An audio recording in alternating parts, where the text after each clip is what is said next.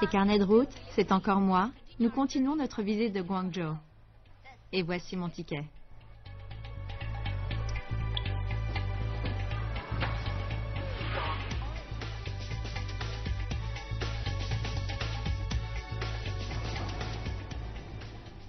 Guangzhou a été l'une des premières villes chinoises à s'ouvrir sur le monde. Aujourd'hui, la ville est plus grande que jamais. La ville combine la modernité, le multiculturalisme et un mouvement constant. On embarque.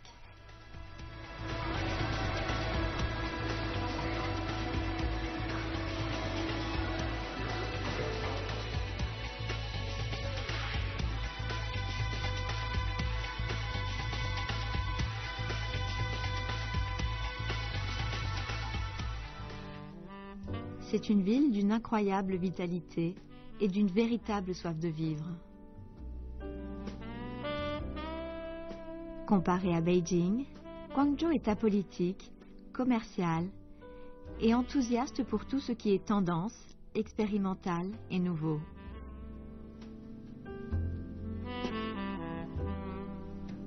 Édifié il y a plus de 2 millénaires, Guangzhou est l'un des premiers centres commerciaux et portuaires du monde. La ville a été le premier port de Chine à commercer avec l'extérieur et dispose d'une longue histoire de métissage culturel.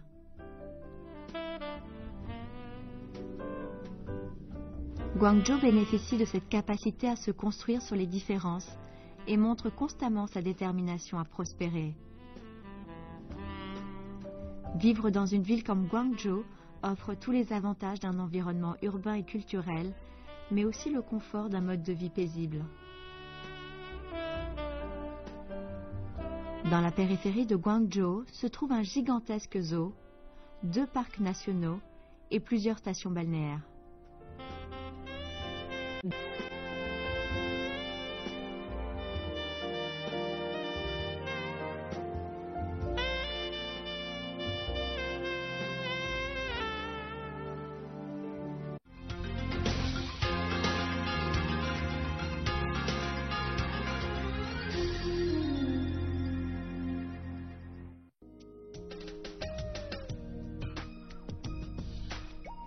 Guangzhou est un centre économique important et accueille chaque année de nombreux salons et conventions.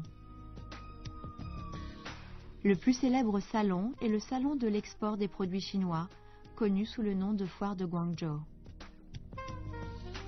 L'événement ne cessant de prendre de l'ampleur, le Centre international d'exposition et de convention a été construit pour pouvoir l'accueillir. Ce complexe est l'un des plus imposants de ce genre en Chine. Mais cet aspect mercantile n'est pas la seule caractéristique de la ville. Il existe également à Guangzhou une communauté artistique dynamique. Le musée des arts de Guangdong est un centre non lucratif qui s'enorgueillit d'être à la pointe de l'avant-garde artistique. L'objectif de ce centre est d'être au fait des évolutions artistiques du pays. Outre les différentes expositions, le centre propose des séminaires, des conférences et des cours.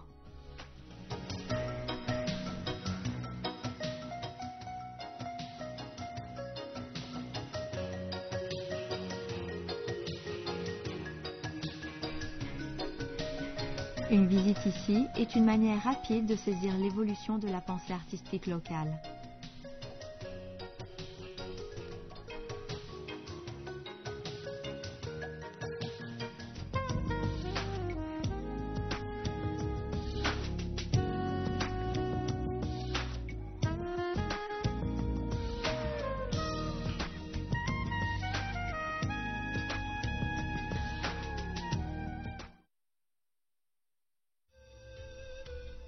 À côté de ces constructions modernes, dans le centre-ville de Guangzhou, subsistent certaines structures anciennes, véritables témoignages de la riche histoire de cette ville.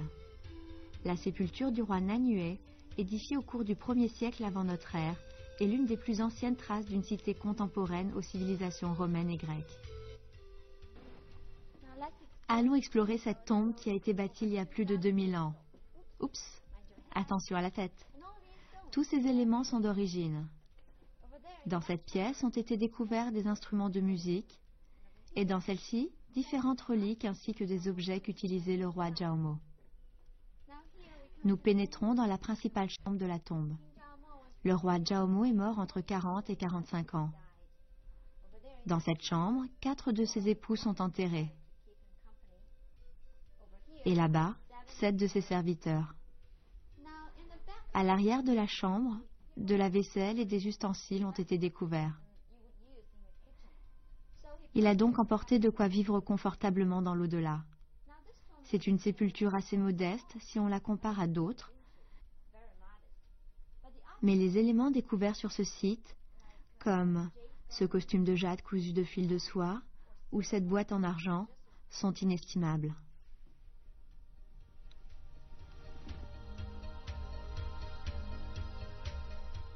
Autrefois, les Chinois conféraient au jade un pouvoir de protection contre le mal. Cela explique que tant d'ornements soient faits de jade.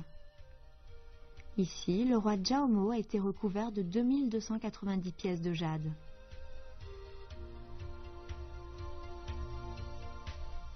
Chacune de ces pièces était soigneusement réalisée et le linceul a été spécialement conçu aux mesures du roi. On a également découvert dans cette tombe le sceau royal, essentiel à son statut.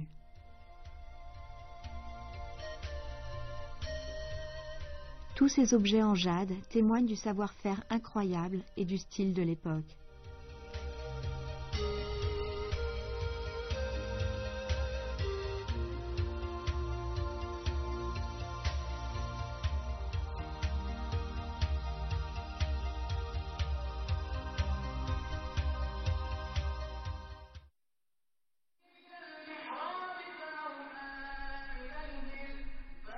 Depuis l'ère du roi Jaumo, la ville de Guangzhou s'est développée en tant qu'important centre marchand, le point de départ de la route de la soie vers la mer.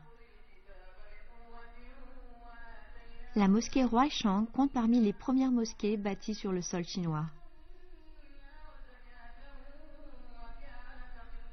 Autour de la dynastie Tang, il y a plus de 1500 ans, l'islam a atteint la Chine, véhiculé par les marchands arabes. À cette époque, une dizaine de milliers de fidèles se massaient dans cette mosquée. Comme l'un des premiers édifices de ce genre en Chine, la mosquée fut construite dans un style chinois.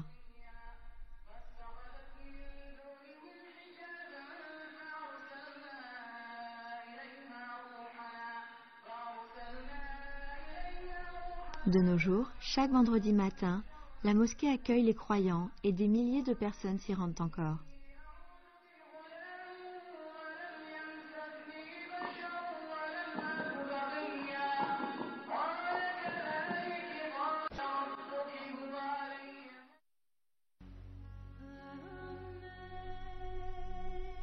L'islam n'était pas la seule religion présente et influente. Le bouddhisme et le christianisme s'étaient également imposés ici. L'église du Sacré-Cœur, au centre de la ville de Guangzhou, est un endroit à ne pas manquer. Sa construction a demandé 25 années et l'église a été terminée en 1888. L'édifice est fait de granit et on imagine l'impact qu'une telle construction a pu avoir à l'époque. Ces arches gothiques forment une haute voûte signifiant que l'on doit se prosterner devant le Tout-Puissant. Toutes ces lignes évoquent la voie vers le ciel. Les messes se tiennent ici en 3 langues, le mandarin, le cantonais et l'anglais. Les vitraux utilisés ici viennent de France.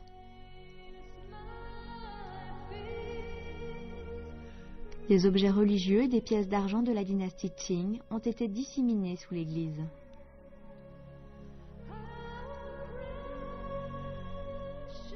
Par ailleurs, il y a 2 kilos de terre importée, un de Rome et un de Jérusalem.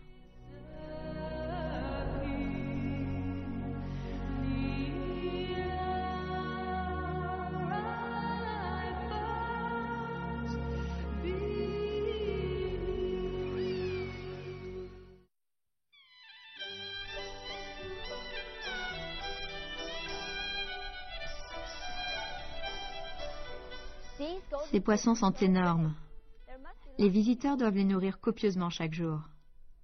Voici le parc Baomo, un musée en plein air qui expose des pièces typiques de la culture Lingnan.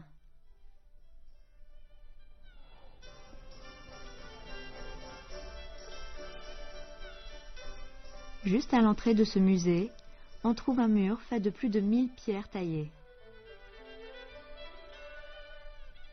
Des centaines et des centaines d'oiseaux ont trouvé refuge sur ces briques.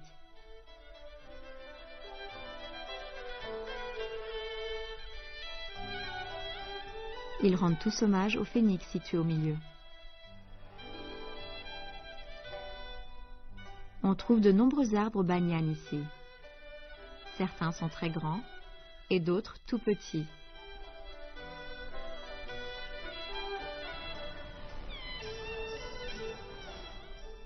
Devinez l'âge de cet arbre. Il est centenaire. N'est-ce pas incroyable?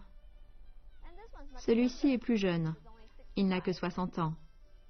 Ils sont tous bien plus vieux que moi.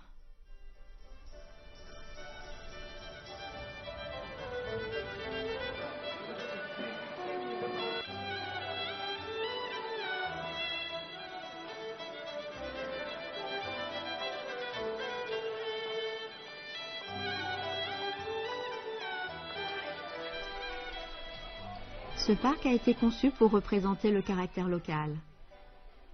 La forme et le style de peinture sur les murs sont très différents de ce que l'on peut observer au nord de la Chine.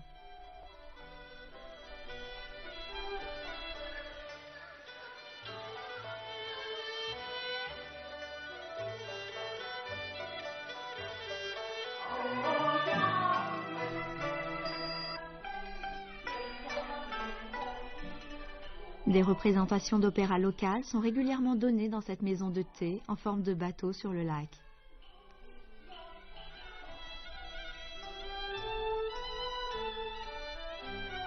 Le parc Baomo signifie littéralement l'encre précieuse. Ici, de petits musées conservent les collections privées des gens de la région.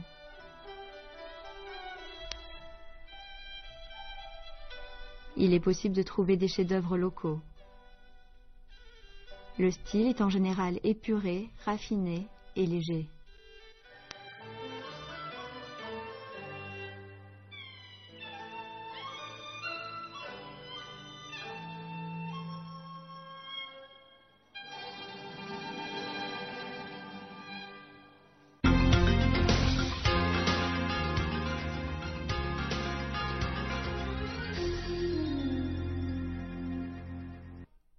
Nous allons dans un endroit vraiment inattendu pour une grande ville comme Guangzhou, un parc à safari. Allons voir les animaux qui s'y trouvent. On se dépêche d'embarquer.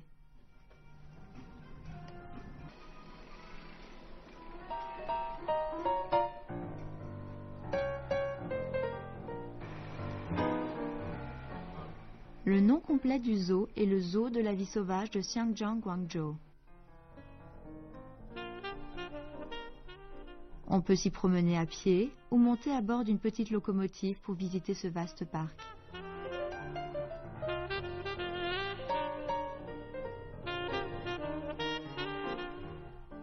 De tous les animaux, le tigre blanc est sans conteste la perle.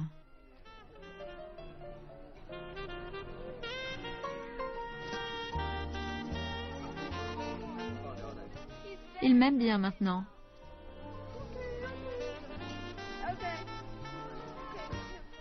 Plus de 60 tigres blancs vivent ici, environ un tiers de la population mondiale. Ce parc est un grand lieu d'élevage de tigres blancs et il est possible de s'approcher des animaux. À l'âge de 2 mois, ces prédateurs ne sont pas plus gros que des chats. Mais vers l'âge de 3 mois, ils ont la force de mordre et on ne peut plus les approcher comme cela.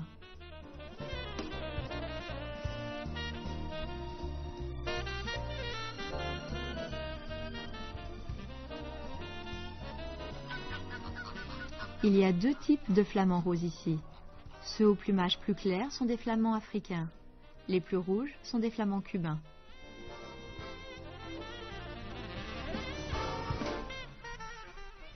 Ils sont tous en train de dormir. Je me demande comment ils font avec cette musique d'ambiance si forte.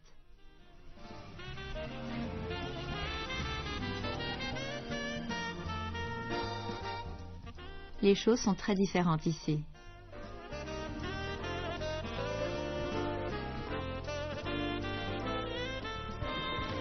Celui-ci ne dort pas du tout. J'ai l'impression qu'il me regarde.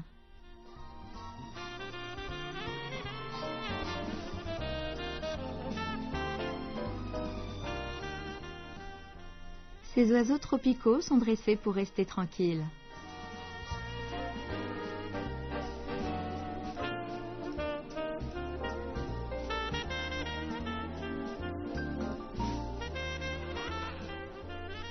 Certains se montrent très intrigués par la caméra. Et ils sont très photogéniques. Ils arborent leur bec et leur flamboyant ramage sur tous les plans.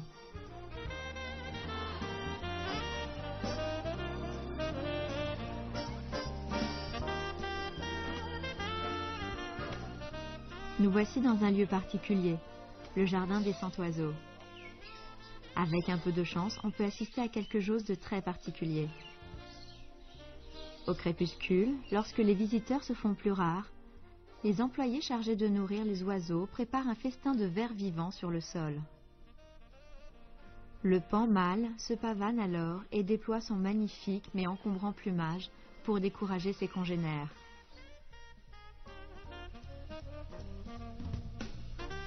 C'est impressionnant, mais cela ne semble pas dissuader les autres.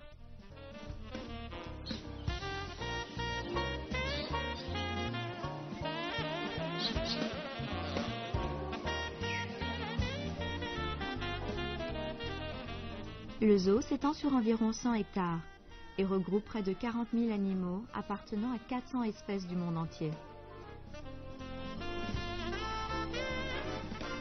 Le zoo est soigneusement décoré et agencé. Même les poubelles s'intègrent dans cet environnement. Désolé, monsieur Foire, le crocodile m'a dit de le faire.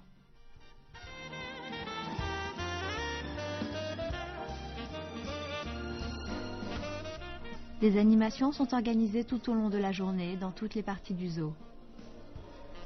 Parmi les artistes, il y a des éléphants, des perroquets, des crocodiles et des otaries. Mais ce sont les tigres qui laissent la plus forte impression.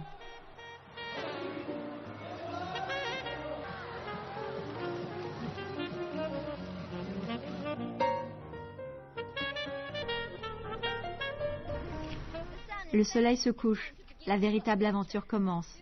Nous avons observé les animaux toute la journée, c'est maintenant leur tour de nous regarder.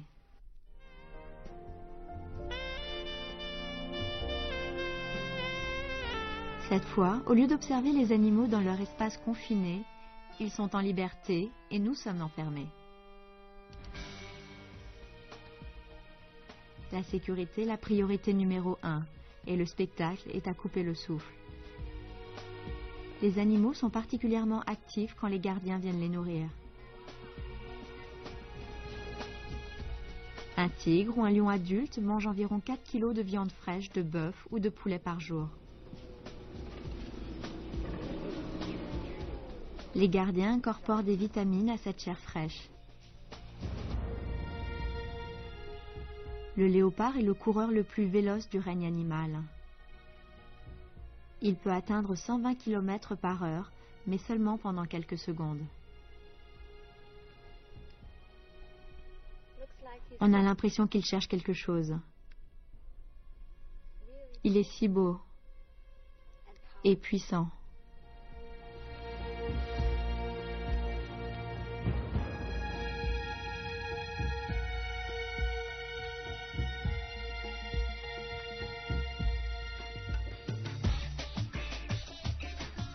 Nous sortons de la zone des prédateurs pour rejoindre la partie consacrée à l'Afrique. C'est si vaste que j'ai l'impression d'être dans un film, comme Jurassic Park.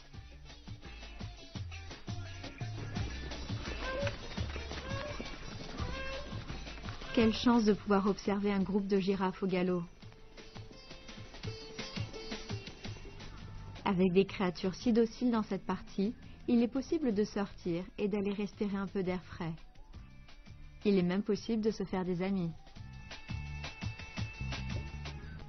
Bonjour. Bienvenue dans Carnet de route. Manifestement, ils ne parlent pas notre langue.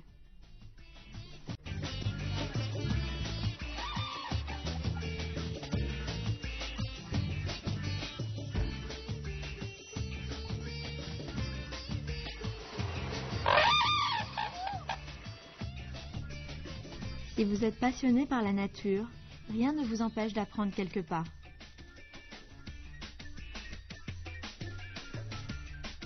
Mais c'est à vos risques et périls.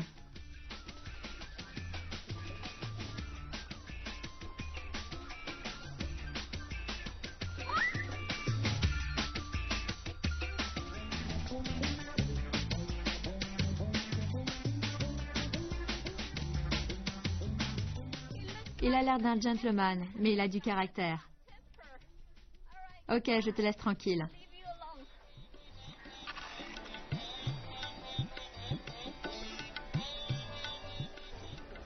Ouh. Avez-vous déjà visité un zoo la nuit? C'est l'un des 2 seuls zoos ouverts la nuit dans le monde. Les animaux sont bien plus actifs à la nuit tombée.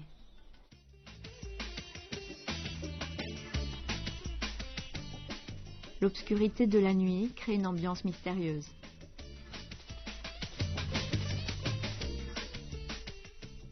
Observer les animaux la nuit est une expérience unique. On a l'impression d'être un intrus dans le royaume des animaux. Parfois, leurs yeux ressortent dans l'obscurité. Ces moments rappellent le temps où les animaux régnaient sur les forêts denses en quête d'une proie la nuit tombée.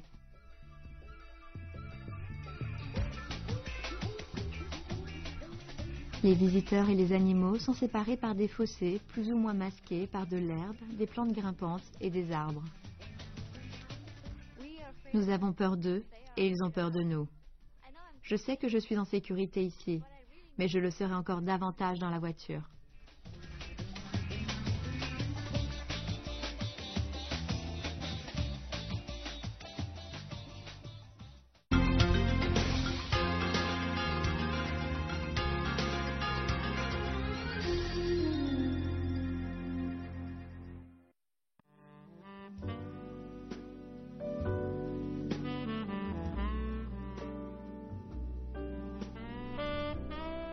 La nuit tombée, la ville de Guangzhou a une toute autre apparence.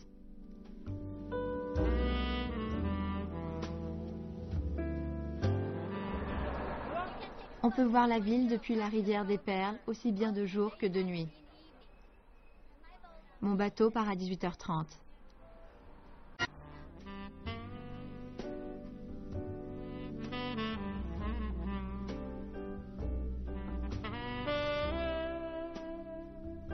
La rivière des Perles doit son nom à une légende selon laquelle un riche homme d'affaires arabe fit tomber une perle magnifique dans cette rivière. Cette rivière est le cœur de Guangzhou, et sans elle, la région n'aurait pas l'importance qu'elle a aujourd'hui.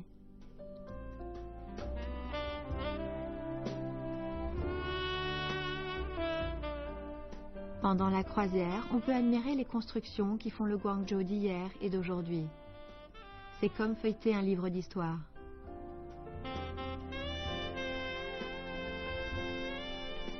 Des excursions en bateau sont organisées jour et nuit, et l'équipage propose même un buffet à bord.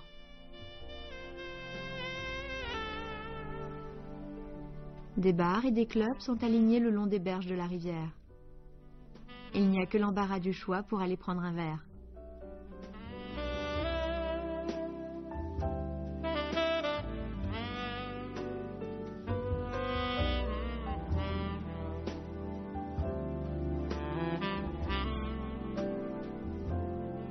Les journées sont si chaudes ici que les gens attendent la tombée de la nuit pour sortir et profiter de la rafraîchissante brise nocturne.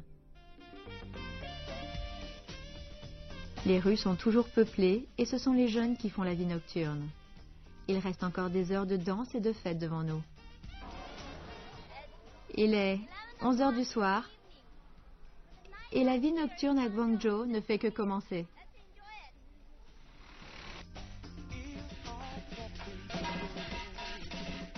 Si vous vous rendez à l'ouverture d'un nouveau lieu nocturne, vous assisterez certainement à une danse du lion.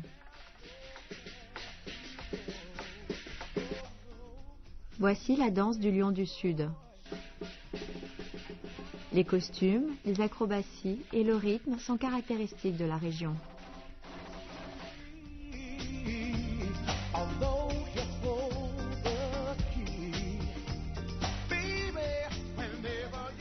Les gens de Guangzhou ont la réputation d'avoir un sens aigu des affaires, de prendre soin de leur santé et d'avoir un mode de vie sophistiqué. Il est logique que Guangzhou prenne plaisir à profiter d'une prospérité gagnée à force de travail.